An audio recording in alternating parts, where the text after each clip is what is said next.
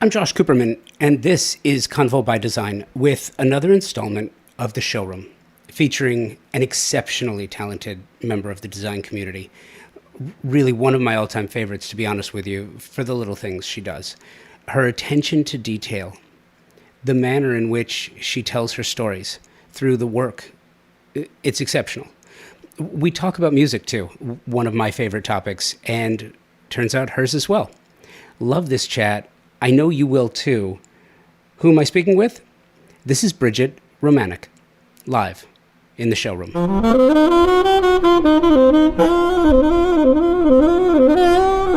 The Showroom is a feature segment that was created during the pandemic as a way to showcase designers in front of an audience when no gatherings were possible. The Showroom has evolved, and I had the opportunity to sit down with Brigette in the newly opened Soho Home in the West Hollywood Design District. Soho Home was also gracious enough to sponsor the Convo by Design 10th anniversary party, and they served as the location for what was seriously an absolutely extraordinary afternoon, seeing friends, many of which I had not seen in person in years. This conversation with Brigette covers her creative journey and how she worked to become one of the most exceptional creatives working today. I don't say this lightly.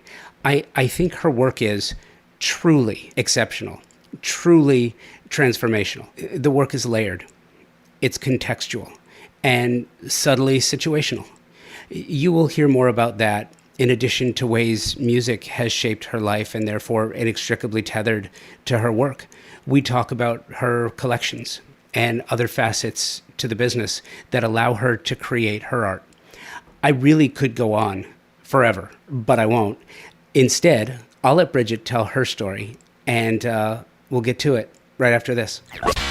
I am incredibly proud of Convo by Design in year 10, and I'm equally proud of my partnership with Thermosol. They've been presenting partners of Convo by Design for 3 years now, and there is a certain amount of pride that comes with saying that the show is presented by the company that is the best in the world at what they do. Thermosol engineers the most exceptional smart shower products and steam shower systems worldwide for a few reasons. They were the first company to design, patent the technology here in the U.S. dating back to 1958. Thermosol, a U.S. brand, a U.S. manufacturer in Round Rock, Texas, employs an engineering team that designs, tests, and continuously refines the product. Their quality control team tests every single steam generator before it departs the factory. Who else does that? Nobody. I have had the pleasure of working with some world-class designers and architects who tell me, and you probably know this, that the idea of luxury has changed and continues to change, especially when clients want a spa-like bathroom. Steam is mandatory, or it's just not considered a luxury space. And if you want to add steam, you have one true option. It's Thermosol. And now, Thermosol, the industry leader in steam, bath equipment, and technology since 1958, is enhancing their already stellar family of products with new indoor and outdoor luxury saunas. Available in 3 design configurations, each sauna is handcrafted from clear Western red cedar or Nordic spruce, inspired by the brilliance of Northern European sauna technology and design. A luxury bathroom isn't luxury without steam. If you want luxury, you have one option. It's Thermosol. Check them out at thermosol.com and at Thermosol on the socials. I love that. I ask if we're ready to go. We're going. We're going. Let's do it. And it's funny, too, because I wish I could turn back time and push the red button 5 minutes ago. But I'll start. but I'll definitely start with this and the idea, Brigette, of you as a musician and coming from a musical family. Yeah. And your mom being a musician and a singer. Yeah, she is. How did that upbringing inform what you do today? Well, it's informed it very heavily. I mean, even subconsciously, and then when I sit and think about it and process and how I got here, it's all part and parcel of that. Because my mom has siblings and she was the kid who was different in the family, like, the one who was like, oh, what's going to happen with her? What's she going to do? And she just always wanted to sing, where her sisters are like nurses and teachers, and and her brother is a preacher, but she wanted to be that, a singer, and they thought that was just sort of like, crazy, but she was just always just this free spirit, and she needed to do it. It was just part of who she is and how she came into this world. And so with her having me and needing and wanting to do that, my experience was so different to other kids, and how they were living. I mean, I changed schools all the time because we went to where the work was, wherever she'd get a job singing.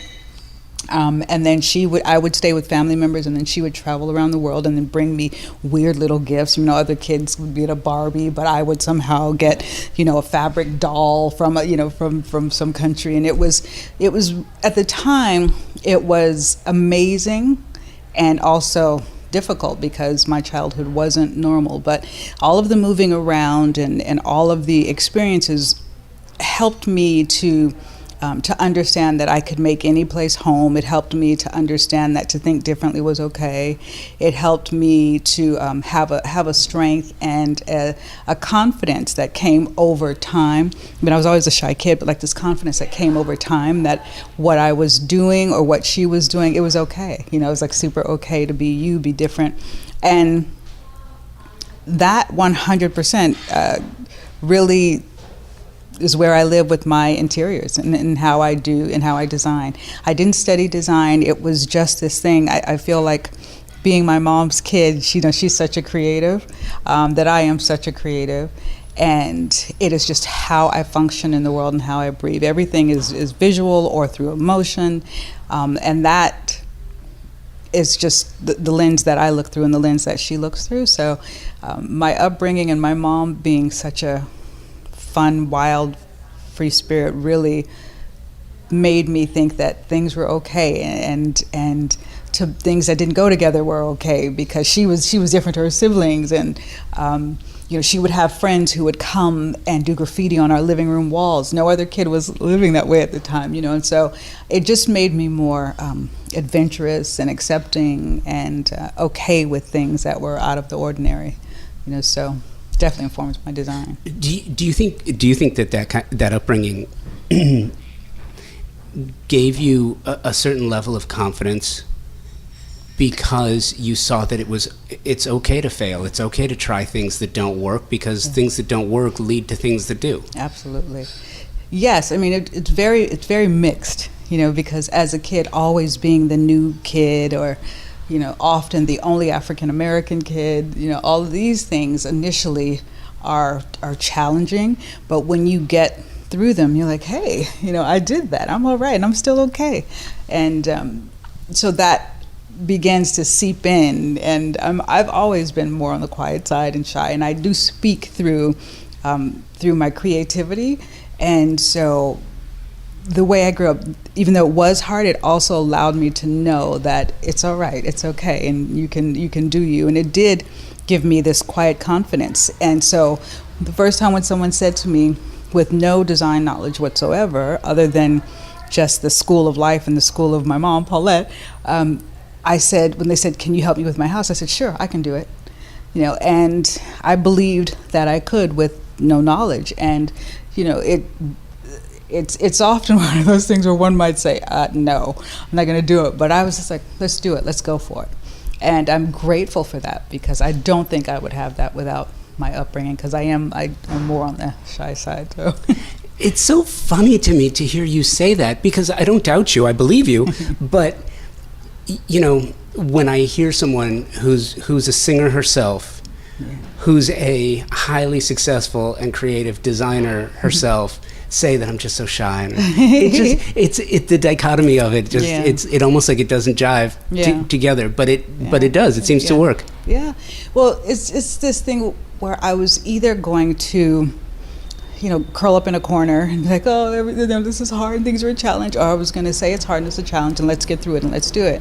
And I talk about my mom so much, but the reason why is because she was the person that that is my role model and I look to all the time for things, and still continue to. And she believed that with having she'd never traveled outside of Chicago, and she'd never done any of these things she was about to go off and do on her own and with a kid. So that gave me this strength. But my natural place to be is more so quiet, more of a homebody, just more on the shyer side. And it's funny because my friends are like, yeah, let's see if Brigette actually comes, things like that, because I am more of I'll just sort of be home and just a bit more quiet. But I'm very lucky that I get to express myself through my creative outlets. And I liked singing, but I love interior design. When did you find design, or did design find you? Oh my God, Josh! It was so organic that it made no sense. It was just me working in my own spaces, my own home, and I had taken a house and no one liked it. My family didn't like it. My friends didn't like it, and I said, I can see it. I can see what it should be. And then I designed the house, and people came back and this is the same house? And I said, yeah, same house. And all of that happened for me through my journey as a child, and making new spaces all the time, every time we moved, or with the new stuff my mom would bring home, or the murals, or she'd paint something purple or red. She's just a wild child. She still is. But through that, I just said, I can see what this house should be, and I went about making the changes, and that's literally how I got my first job. Some people came over and they said, we're working with someone right now, we don't think we're a good fit, could you help us? And I said, sure. Sure, I can help you. And that's how it got started. So it was really organic. It wasn't a plan in my head or anything. Huh. All right. Sure. How did the craft refine? Because I get the feeling, we don't know each other well, but I know your work well, and I get the feeling that you have spent the time and due diligence to really understand what the craft is, what you're trying to accomplish. And look, there are people who have phenomenal voices, but they're not good singers because they never studied the craft. Right. There are people who are great actors, but they're not good because they don't understand emotion and transferring that emotion to something else because they never studied the craft. Right.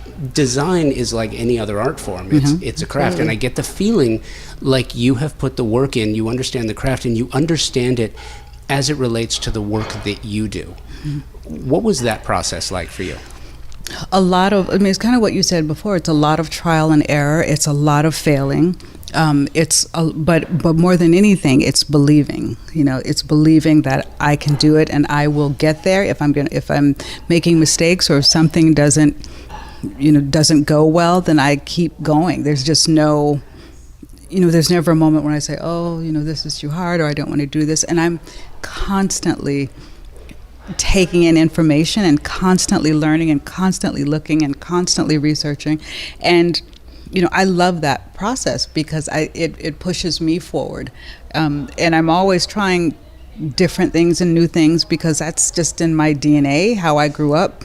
So I think that combination of things brings me to where I am today and in design. And it's a combination, like I said, of research, my ignorance being bliss, and I say that lovingly to myself, and just never wanting to quit or give up, and believing that it's really all about the feel. That's the ultimate thing. I can look at something and it can look beautiful, but it'll feel clinical or something. It's sort of missing something, and that's the element that I always want to bring into every room, is that it feels right for you. So if you came to me and you're saying, Brigette, I want a room, when I walk in there, it needs to feel cozy, it needs to feel layered, it needs to feel like a cocoon. So, I'm picking out the words that that really resonate and the words that are key to get you that space. So that's really how my process goes, just picking out the important information. It's not a case of, well, that shouldn't be next to that, and this shouldn't be next to this, because really, it's really all about the feel. I love that you bring that up. Okay, I'm going to need your help with something. Sure. Because I'm trying to remember what project it is. Okay. There's a picture of Flea. Oh, yeah. Okay, Yeah. Uh-huh. so this particular space, I was looking through some of your projects, and I saw this room, and it just struck me. And what I loved about it was there is this subtle sophistication. There's this air of calm relaxation in this whole space, and I love it, and everything goes together, and there is this artwork, this picture of Flea from the Red Hot Chili Peppers, and somehow nobody will ever look at a picture of Flea and be like, oh, it's so relaxing and sophisticated and calm, but that particular element, it added this heightened layer and level to the space. I just love it. And then I started looking at some of your other projects, and I saw that as a through line, not as like the same thing, but I feel like designers, like the same way that if you look at musicians, jazz musicians, if you listen to a saxophone player, clarinet player, Right. and if you're just listening to music and you hear something come on, even if you don't know what that song is, you hear that sax player, it's like, Right. I know who that is. Right. I know who that is. Clarinet, Yeah. the same thing, right? I know who that is. Absolutely. And you may not know the song, you may not know the album, you may not know the quartet or the No. group he was playing with, But you know the player, yeah. You know the player. Yeah. I know you as a player. Oh, You have a it's not a style, it's a fingerprint. It's a through line that transcends design style. Thank you. And I absolutely love it. But again, there is a little bit of bravery that has to take place, right? Yeah. Yeah. Yes. I mean, absolutely. Yeah. You see me. No, I'm kidding. So, no, that's very true. And I like that, because I think that sort of disrupts things or turn things on, just turns it on its head a little bit, or makes it layered or a bit more interesting, or will bring a little bit of that whimsy or that, kind of double take, so I try to make sure there's a moment or, a vignette, right, where there's something that makes you do one of these kind of like, what, and people even remember more than the individual pieces, people, remember a feeling. And so I want people to remember, like, what just happened there, So I do try to leave a footprint that way, and because I like when you're thinking about something and something's a little bit different. I hope that I never deliver a room that's just, she did a room, great, thanks. It's got a bed and it's got a chair, but that it has something to it that brought that extra element. That makes you feel something. You're listening to my conversation with Brigette Romanek. We'll be right back in just a moment. We are living at a time of incredible growth, both technologically and creatively, with respect to interior design, exterior design, and architecture. There is no question. There are companies thinking differently about the business of design and how to make products super serve those for whom they're being made. One of those companies, and one of my favorites, is Moya Living. Designer and fabricators of some of the most stunningly beautiful, incredibly durable, and highly functional kitchen, bath, and outdoor kitchen cabinetry on the market today. Powder-coated steel with stunning lines, vibrant colors to fit any design style or aesthetic. A history of designing cabinetry for the scientific community, so it's been tested in some of the truly the most harsh conditions available. Moya O'Neill is the CEO and founder of Moya Living. She's the inspiration behind the design. Designers, their specification process is so simple. It will make your job so much easier. Check them out online through the socials at Moya Living, their website, moyaliving.com, and in the real world, their live kitchen showroom in Fountain Valley, California. The Institute of Classical Architecture and Art Southern California chapter is a forum for professionals in the industry and enthusiasts to come together, share their love, and show their commitment to the timeless principles of beauty, proportion, and observation that are embodied in classicism. Their members include renowned architects, designers, landscape architects, builders, students, artists, and creatives from every walk of life.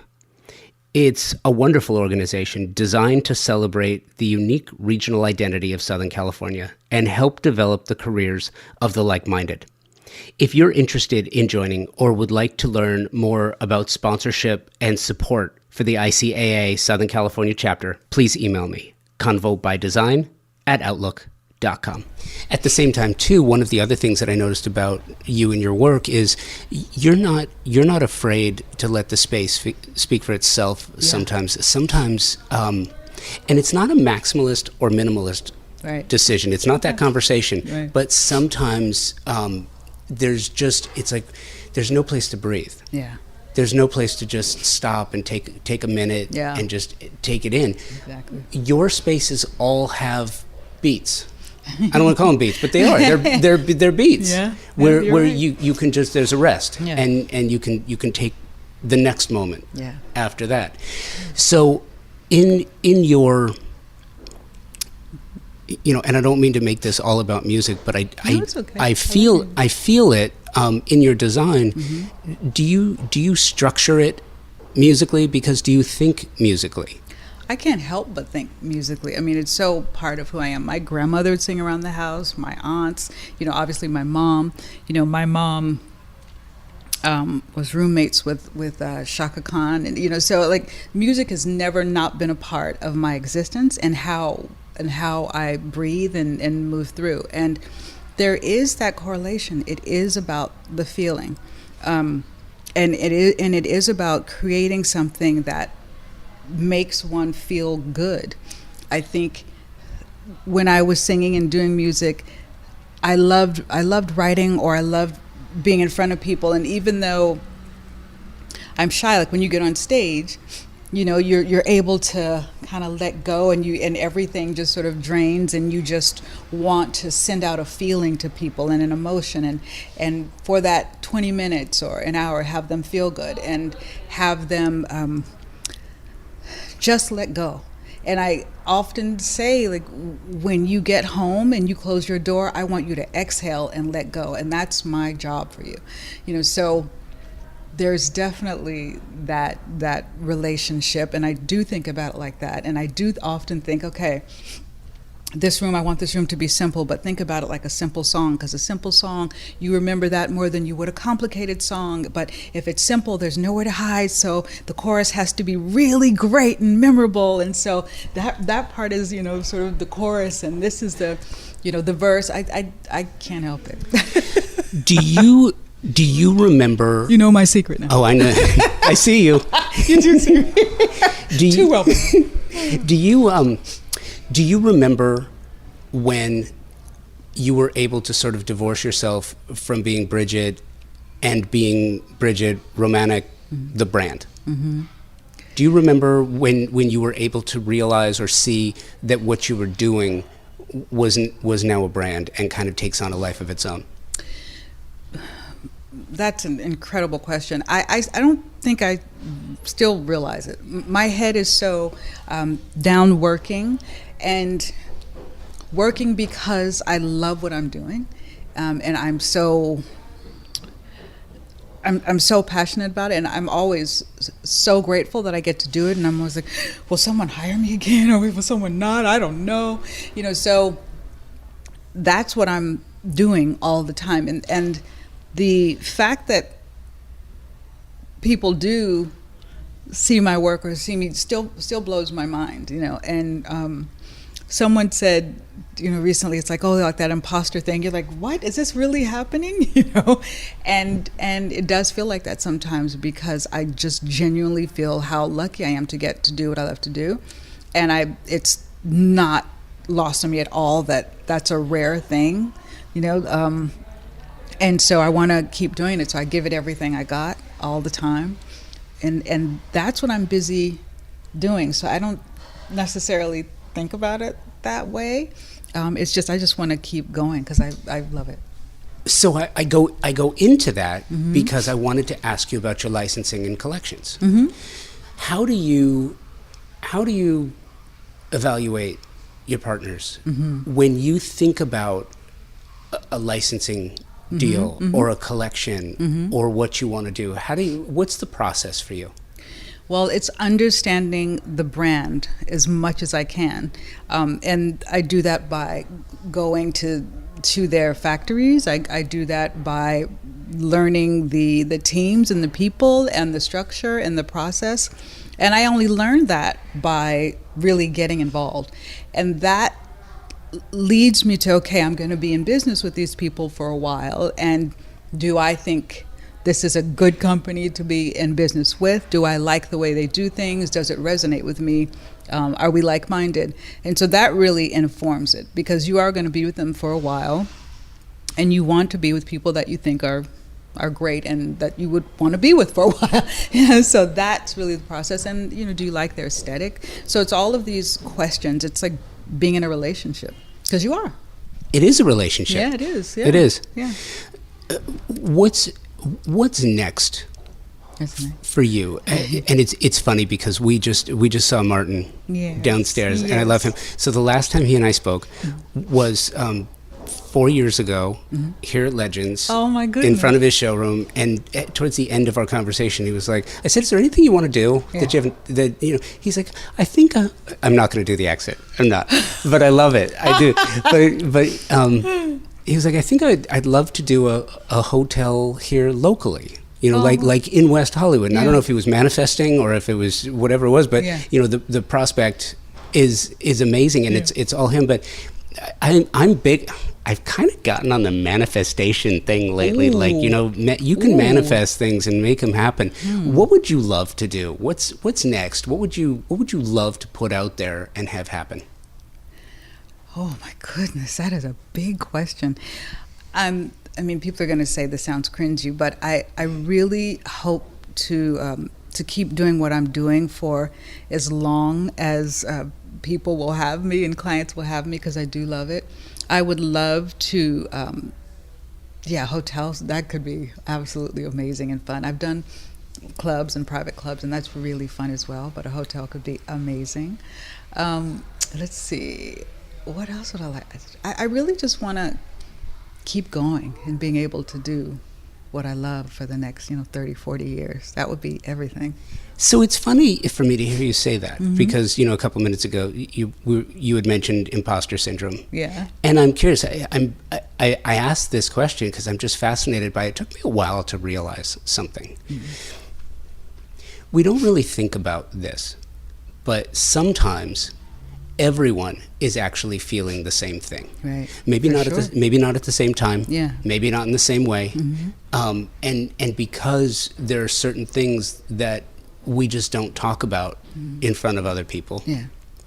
Yeah, it's true. Imposter syndrome is one of those things where it's like, I'm still faking it. I don't know what I'm doing. I don't have the confidence, regardless of, it's like you're killing it. But for you, there is kind of like that subtle. Are you surprised that you've achieved the success that you have, and I think more importantly that success aside, but that people love your work? Does that surprise you? Yes, it does, because I didn't plan this at all. It was there was no like when I'm older I'm gonna be an interior designer and decorate. That wasn't there. I always knew I would be creative. I'd do something creative, and that's where singing or handbags come from. These are all forms of bringing joy to people, but I didn't know. So I've landed where I'm supposed to be, and that I know 100%. And so that's why I go as hard as I do every day to make it as best I can, as strong as I can, do the best I can. I'm always learning. I'm always trying to grow. And so for that reason, it's like, okay, I'm working hard. And yes, I feel as though I should be, in the design conversation, because I'm working hard and I'm trying my best, and and that feels great.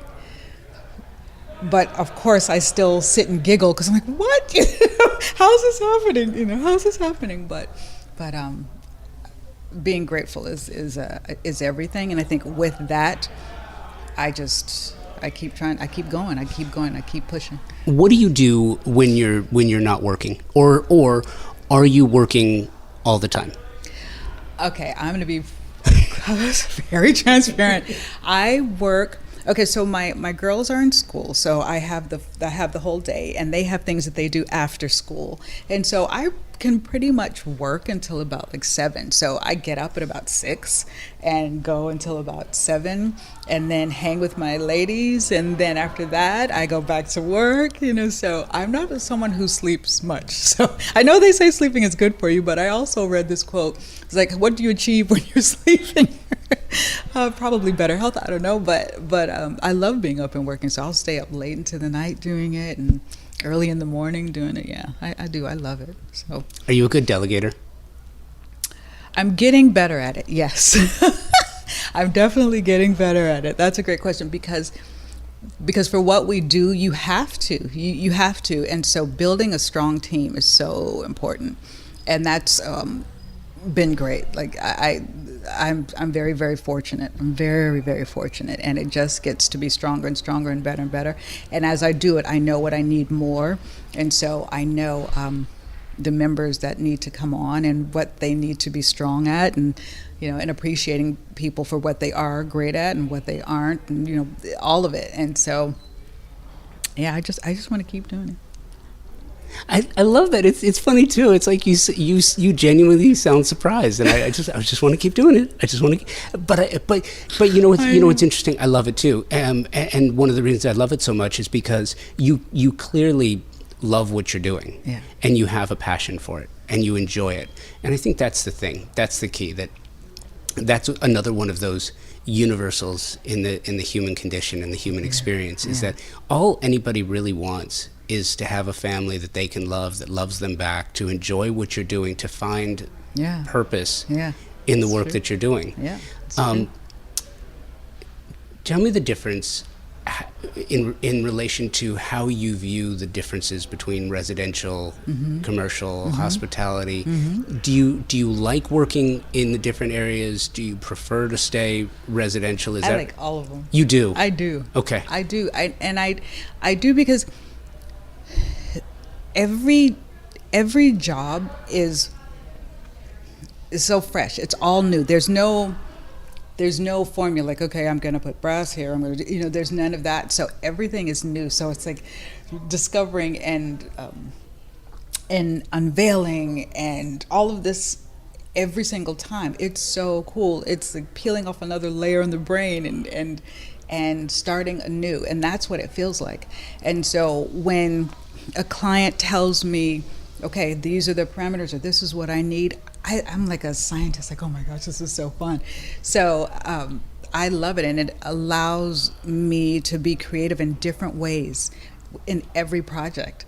So I really do. I would tell you if I loved one better than the other, but I do. I like them. I like them all. And as you're explaining that, you know what I'm thinking about? What? It's so funny because your demeanor. So everybody knows who is in design, who works with clients, knows that sometimes their clients are not always open to new ideas. Sure.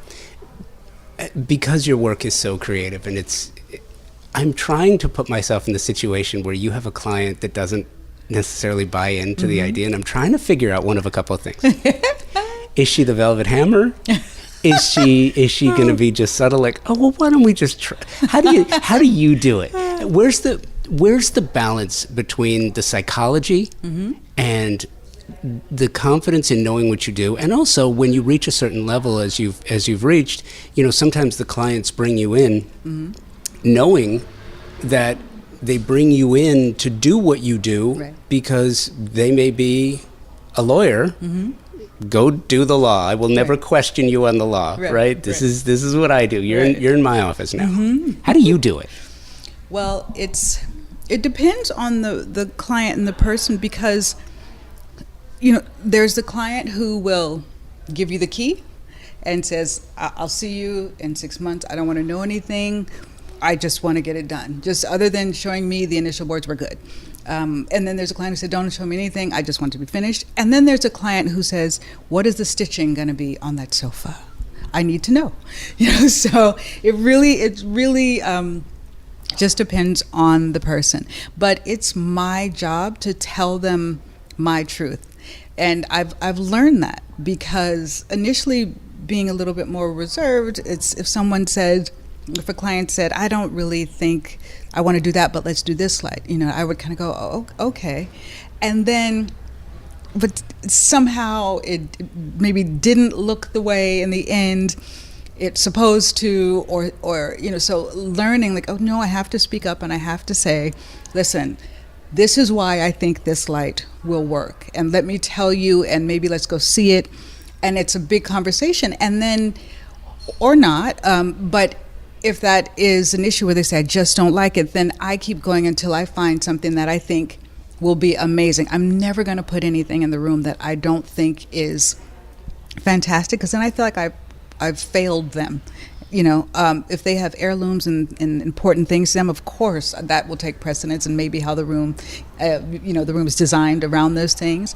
But I have to do that. And what's really funny is some of my clients have become friends, and I had one recently reach out to me. He's like, I won't tell you what the text started with, but it was like, you're so effing right.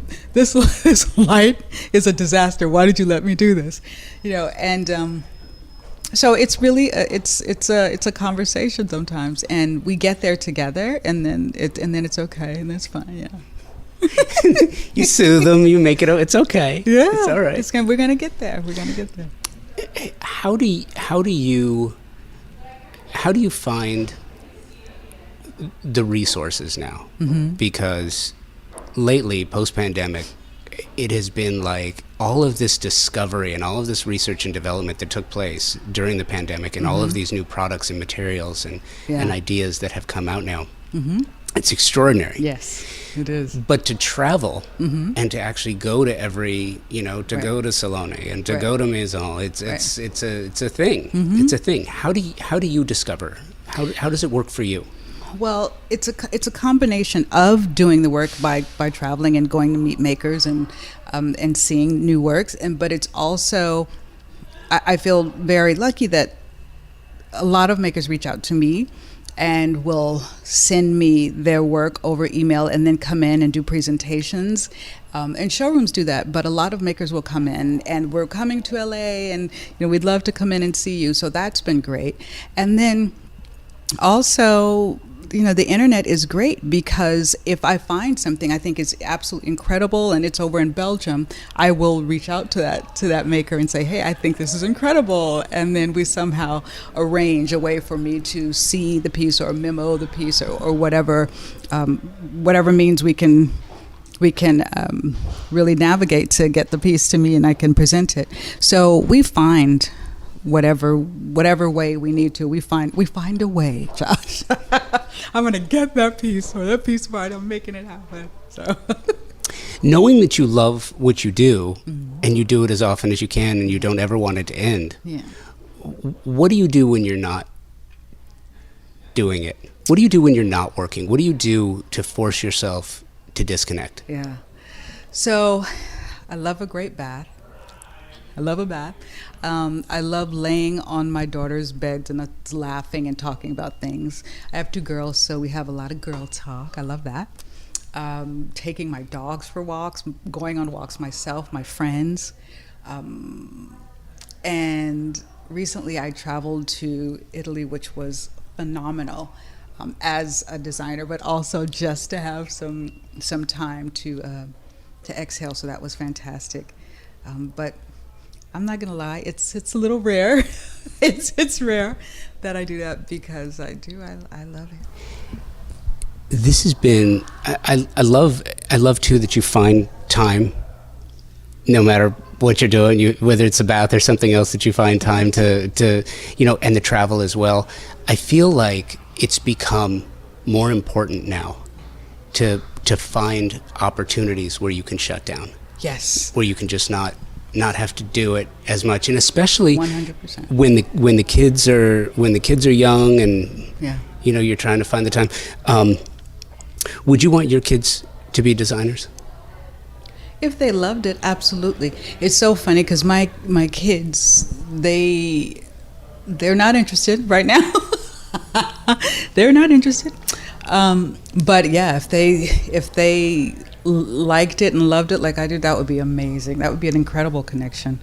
But right now, it's funny. I'll show them things. I'll say, just what do you think? Because I'll just be, working on something, and they'll be like, "Cool. Listen, could you drive me to?" I'm like, okay, thanks, guys. Thanks so much. Thank you. Yeah, if That was heartfelt. Yeah. if at any moment you're feeling like the need for some support, Yeah. don't ask your kids. No, don't ask your children. Oh, yeah. I can show her boards when I'm driving her to the mall or a friend's house. Then she's sort of held hostage in the car for a little bit, so I can put a board in her face. But other than that, yeah. That's hilarious. Do you ever take your kids to job sites? Not really. I mean, they've gone a couple times, Yeah. but not really. When I'm working, I'm so, focused, and they are usually in school when I'm doing an install, or if it's an install that goes late, it's more so just like on the phone or whatever. They want to go and do their thing. Do you have something performative that you do as part of your reveal, or do you have a reveal? Do you like the reveal? I always find that some people love the reveal. It's a showbiz thing. It's performative, and others are Right. like, no, they're in it for the whole thing. That by the time it's done, Yeah. they've already seen it. It depends on the client. It really does. And some clients will, want to be around. I sort of said, it's better if you aren't, and and let's go in and do our thing, and you don't have to. I have some that are so excited, and they're like, okay, no, I'm going to be upstairs. I'm going to be upstairs, and it's going to be fun, So it really depends. But I have some clients where I love doing the reveal, and they love being out, and they love coming home because they view it like art, and it's really cute because they'll come in and it's, oh my gosh, and look at this, and they're really joyous about it. And then I have other clients who like I want to be part of the process, and I explain that, okay, but we're going to be moving things around, and one piece will come in at a time, so just the room won't be done, so it's it's explaining things like that. Okay, we'll go in the other room for a while, so it's mainly it's a reveal. But there are some who just like, no, it's okay. I don't need a reveal.